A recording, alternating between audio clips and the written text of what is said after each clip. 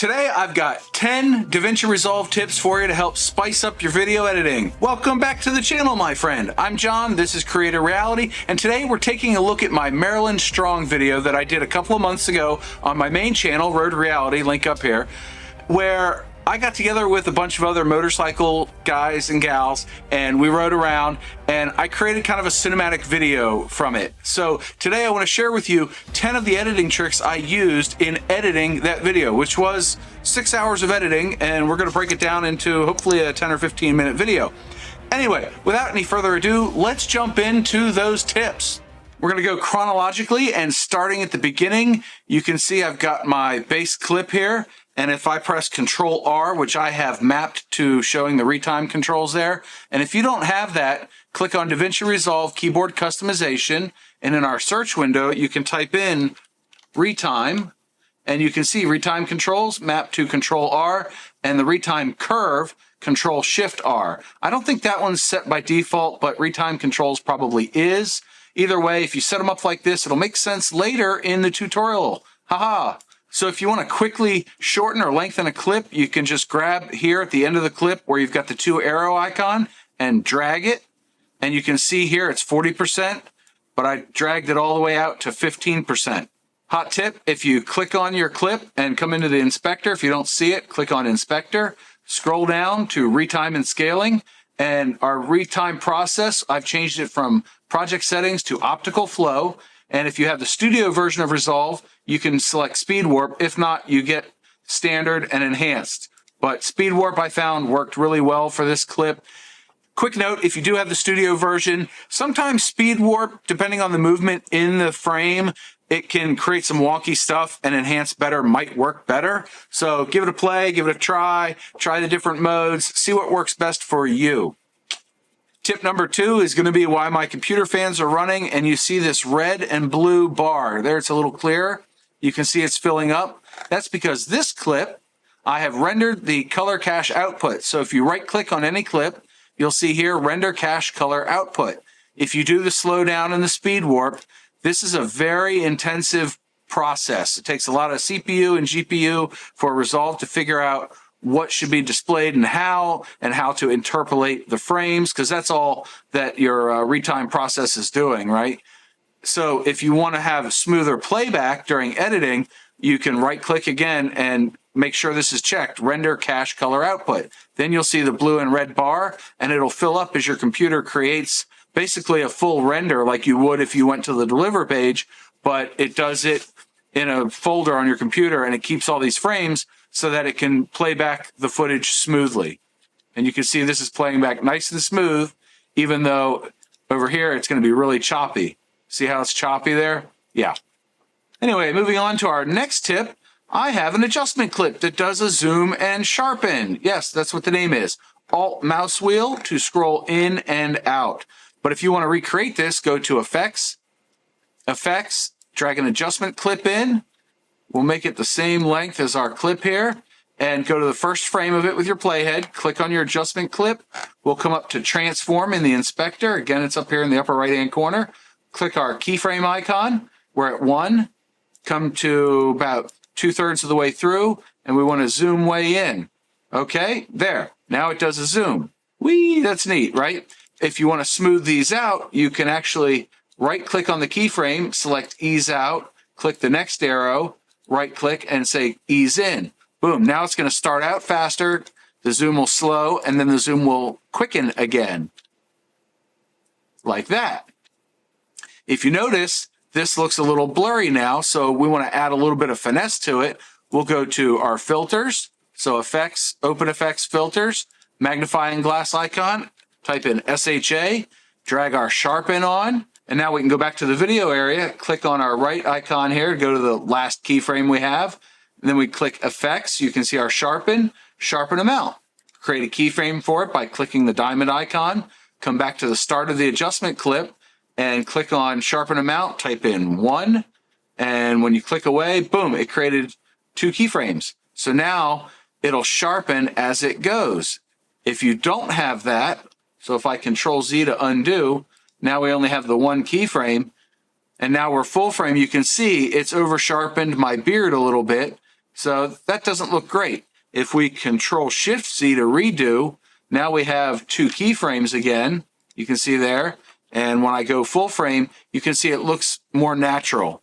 Tip number 4, we had our first stop and I took some photos. So if you select these and we go into our inspector, scroll down to Retime and Scaling again, I've changed the scaling from project settings to fill. Crop just shows the original photograph. Fit will try to fit the whole thing in frame, which means we have black bars on either side. Stretch will stretch to fill the frame. We don't want that.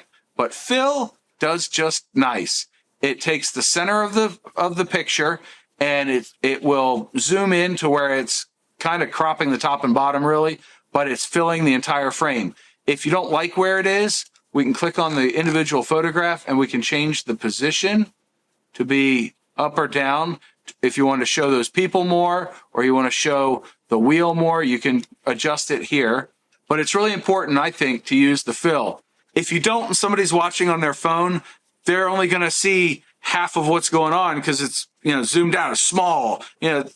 Picture people watching on this. The next step is to add motion. So I've added an adjustment clip and I've keyframed the zoom and position. So you can see here at the start, and by using an adjustment clip, we don't have to do it for each individual photo, but I can come over here to the end where our next keyframe is. You can see I've zoomed into 1.14 and moved the position over 42 pixels. And what that does is when I play this back, you can see we've got a slight zoom on each picture. So there's a little bit of movement, so it's not just static. Pretty neat, huh? Hey, are you getting anything out of this video? Boop the like button for me if you are. Show me that you care. You care, right? Anyway, the next 3 tips, however we want to do it, they're all audio. A couple of them are pet peeves of mine, but let's go later on in this timeline and I'll show you some audio tricks. So we do have some music here, and the first one is handles. So this is the end of the music track and I wanted to fade it out. So I've just kind of hovered over the clip. You can click on it, but you don't have to. And you see the white piece here? You can drag that. That's your handle. This dark area shows that you're fading out. If you want to fade out quicker, you can drag the red icon there or white icon. If you want it to fade out slower and then quicker, you can drag it up. Either way, we want to leave it just where it was. But at the start of it, if I alt mouse wheel to scroll in, you can see this is a crossfade. And this is a +3 dB crossfade. So I'll backspace to get rid of that. Get rid of our magnifying glass, scroll up in Effects, Toolbox, Audio Transitions. Music that's fading in gets a +3, fading out gets a -3, and when you want to join 2 clips together and fade them, and they're of equal standing, I guess, 0 dB. Again, this one's moving in, so we're going to do a +3, and I can drag it on. Oh, I didn't want it there. Well, if I click on the transition, I can come into Transition under Inspector, and you see alignment. You can have the fade in start before your actual clip, in the middle, or all the way on the clip. And by default, it'll be a 1-second transition. We want that in the middle. There it is. And that will fade the music in. This really helps a lot, even if it's not music, if it's just voice or something else. This prevents the harsh bringing up of tones or music or voice and the harsh dropping off and going to the next thing. So using these fades is really helpful to kind of smoothing out the viewer experience. See what I did there? The next one is curse words, and we're not going to go into it here, but I blurred out this rider's mouth, but he let loose a curse word, and I used a free bleep sound effect I got somewhere. There's plenty of places to download these. You can search around. You'll find a free sound effect. But here's the trick. I have completely removed that section of audio from my voice. Now, if you hold the Alt button or Alt key and click on the audio track, it selects just the audio track. So if the curse word was here, I can bring my playhead here. If I select this, it'll select both of them. But Alt click to select just the audio, Control B to break, come to the end of the word, make sure the audio is selected again, Control B, and then backspace. You want to use a backspace so it doesn't delete things. If I use the actual delete key, it screws everything else up. Control Z to undo that. We want to use the backspace. Now none of this other stuff moved. And then you can literally Alt and drag to create a duplicate and make a new sound effect there. And now that word is bleeped out too. Pretty simple, right?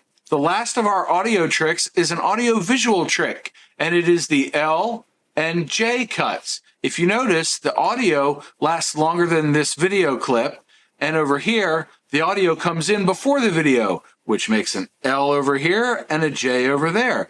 So to do this, I've snipped out the piece of the audio I want mostly here from the third clip. The second clip, you can see I've got a little blank space. I left that in there on purpose. And then on the first clip, I want my audio to end here, but I want the video to end sooner. So I'll hold Alt on my keyboard, drag my mouse to select just the video, and I'll bring it back to this point. Now the video is going to switch to the second clip, but the audio will keep playing for about a second. And on the second case, I want to Alt and drag to select the audio and then bring that back. Now this video is going to play longer while the audio from the second clip, or third clip in this case, picks up. So we can see that there's somebody I'm talking to right here, and I heard her voice earlier in this third clip, so I wanted that to come on sooner, but she wasn't in frame until right now.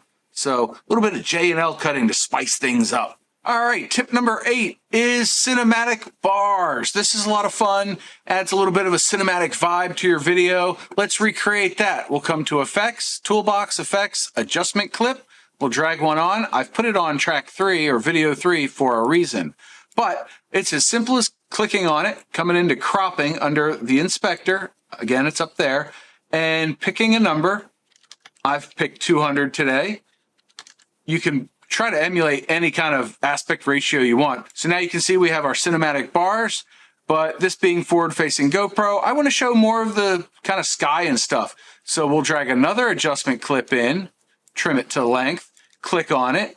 And on this one, we just want to come up to transform and change our Y position. We're going to bring it down about 180, and that looks good. If you bring it too far, now your black bars are not even, or same thing if you go up. But if we Control Z undo that, minus 180, it shows in frame what I want to show in frame. Pretty slick, right? The next one is on a time-lapse sort of setup. If I Control R to show the retime controls, you can see I have speed ramps in here, and we're doing 2000%. So we want to show, like you see up here, that we've gone fast.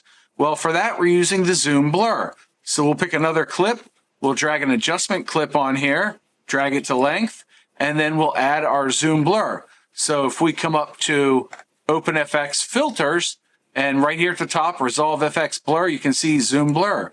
We'll drag it on, and that looks okay. But if we click on the clip, we can come over to the inspector, Effects, Zoom Blur. We can change our zoom amount. We want about 0.3 for this one, so it's a little bit less zoomed in. Maybe we're not going 2000%. But with the center exclusion, we can type in 0.35, and now the center third is still sharp. It's untouched. You can see here I've gone full screen. We're still sharp in the middle third, and then it gets blurrier towards the edges. So that shows the scenery flying by. Look, ooh, we're going super fast now. I didn't actually speed up that footage, but I am going to speed up this video. Moving on. This is a big one. You can see here I've got my retime controls open for this time-lapse footage, but I've got a lot of 100% in here. So that's areas that were not sped up. Now for this, we want to Control-Shift-R. Remember, I mentioned that earlier. This opens up the retime curves. And you can see I smoothed all these out. So to do that, I've already clicked on the little drop-down and done Add Speed Point wherever I wanted. But for this, we want to Alt scroll wheel in. And now you can see that these speed ramps are smooth. If you click on any one of these keyframes, you can click on the straight line or the curve line. Straight line, curve line. The straight line is what comes by default. The curve line is the ramp. It's smoothed out, right? And if you grab the handles, if it's not selected, you don't get them. But once you select a keyframe, now we've got handles. So you can drag this out and it'll slow down the speed up process, but really just smooths it out so that you get the desired effect. And that, my friend, is 10 Davinci Resolve editing tricks to spice up your videos. I hope you enjoyed this one. If you did, boop the like button. Go check out this one, and I hope you're having a great day. Now go out and create better videos. I don't know what to say here, so bye.